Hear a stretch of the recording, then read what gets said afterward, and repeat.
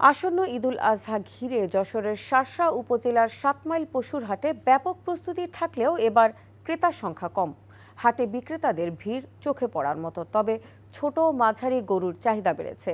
উপজেলায় গরু ছাগলের পাশাপাশি চাহিদা বেড়েছে মরুভূমি জাহাজ খ্যাত উটের। বিক্রি হচ্ছে ৩০ থেকে ৩৫ লাখ টাকায়। বেনাপোল থেকে মহসিন মিলনের পাঠানো রিপোর্ট। ৭ মাইলের এই হাটে ভিড় বেড়েছে ব্যবসায়ীদের। খামারে খামারে লালন পালন করে কোরবানির জন্য প্রস্তুত করা হয়েছে এসব পশু। রয়েছে চাষিদের আদরের গরুটিও। এবছর শার্শা উপজেলায় কোরবানির জন্য প্রস্তুত করা হয়েছে ১৪,২০০ পশু।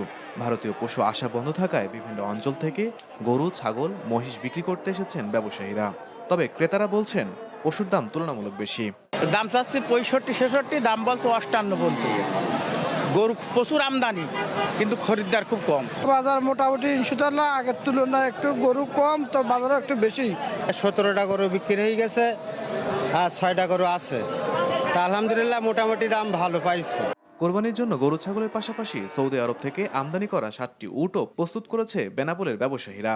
প্রাকৃতিক ঘাস খাওয়ানোর পাশাপাশি ভুট্টা, ছোলাসহ দানাদার খাদ্য খাইয়ে মোটা তাজা করছেন।